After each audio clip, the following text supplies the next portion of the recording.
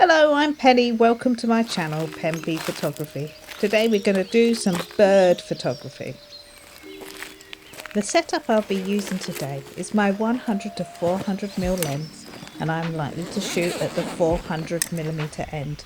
I'm also going to change the focus on it so I can focus up to 1.2 meters because the birds are quite tame here. I'm going to use 1/1000th of a second and my ISO is on automatic. My f-stop will be the fastest the lens is capable to do, and that ranges between 4.5 and f5.